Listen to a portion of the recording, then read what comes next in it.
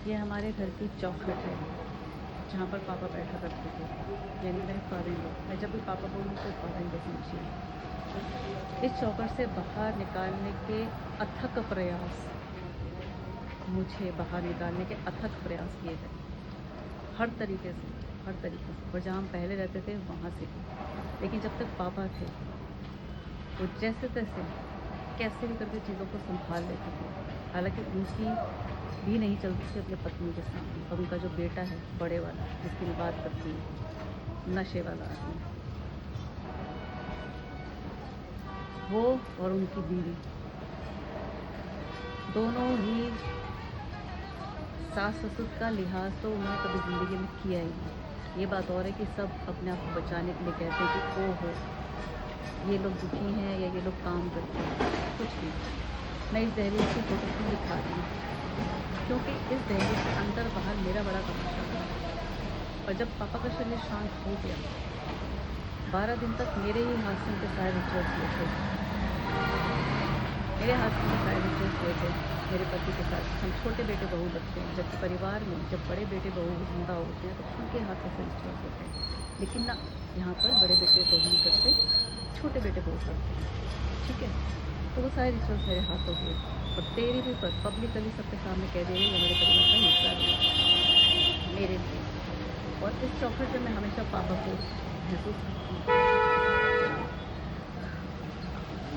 क्योंकि जब भी कोई ऐसी स्थिति होती थी तो अक्सर कहते थे कि जब तक मैं हूँ तुम्हें परेशान होने की जरूरत नहीं, कोई तुम्हें हाथ नहीं लगा सकता।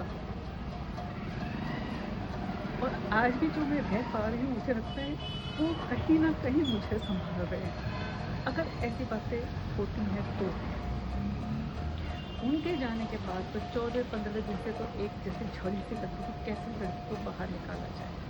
तो इस चौखट को बार बार दिखाकर मैं ये बात कह रही थी, इस चौखट के अंदर और बाहर ना तो मेरी कभी जेठानी का तमाशा बना, जिसने कभी ज़िंदगी में कुछ नहीं किया, कई बार कह चुकी, ठीक है। और थोड़ी सी जब उसमें शर्म होती और स्त्री तत्व होता तो यदि कोई उसका व्यक्ति नाम लेके बोल रहा है, अब तो वीडियोज़ भी सबके पास जा रही है बिना कुछ नहीं कि चलो कहीं पे वीडियो जा रही है, तो भी वो व्यक्ति शर्मसार हो जाता है कि देखो मेरी वजह से तुम्हारा जीवन सच में नर्क बन गया। और एक भी दिन और एक भी मोमेंट कभी ऐसा नहीं रहा कि मैंने अपने परिवार में किसी भी व्यक्ति के लिए कभी भी कोई बात की हो, इतने सालों तक कभी नहीं। ये बातें कब आई, जब मुझे मेरे ही घर से निकाला जाए। यहाँ आकर हमने पत्थर तोड़े, हमने काम किया जिसे मेरे जेठ जेठानी ने हमेशा से आराम किया। हाँ, उस वक्त जब हम यहाँ शिफ्ट हुए थे तो मेरी जेठानी का हमारे जहाँ पहले रहते थे वहाँ पे किराएदार के साथ चक्कर था, जिसके चक्कर में मुझे बहुत जिल्लत उठानी पड़ी थी। और मैंने और मेरे पति ने जैसे तैसे वो बात संभाली थी, लेकिन वो अपने मायके चली गई थी 2-2.5 महीने के लिए। तो हमें सारा काम संभालना पड़ता था शुरू से, क्योंकि हमारी मम्मी का, मेरी सास का टेम्परामेंट शुरू से हाई था। वो तो मेरे फादर इन लॉ की पकड़ में नहीं आता, मरते दम तक भी हमारे पापा बस उनको मनाते ही रहे। और ये कहीं ना कहीं उनके बड़े होने के नाते गंदगी को शय देने का नतीजा है जो आज मैं यहाँ पर अभिव्यक्ति दे रही हूँ। इस चौखट से कभी भी ना तो जेठानी को निकाला गया, ना उसे मारा गया, ना उसे कभी कुछ कहा गया, ना उसे ये कहा गया कि तेरे को रूटीन के काम भी करने होते हैं, अब अपनी जिम्मेदारी खुद उठा ली।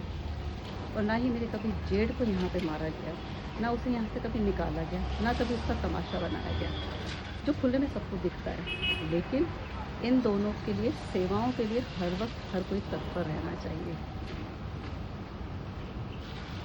आज का दिन इतना विशेष है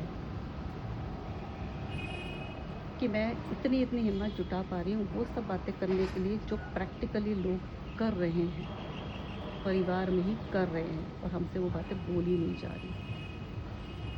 लेकिन यहाँ पर हमेशा पापा जब भी परेशान होते थे तो ये कहते, बेटा चाय बना के लिया, अभी तेरी मम्मी और अनीता नहीं है, फिर बात करते हैं। वो अपने दिल का ऐसा ऐसा हाल बताते थे कि मैं महसूस कर पा रही हूँ कि उनके अंदर कितनी घुटन थी, जो अपने घर में मेल होते हुए, उम्र में अधिक होते हुए, पूरे घर को जैसे तैसे समेटने में लगे हुए थे, बचाने में लगे थे, बनाने में लगे थे, लेकिन सब के सब उनके विरुद्ध चल रहे थे, क्योंकि कोई गंदगी को छोड़ना नहीं चाहता।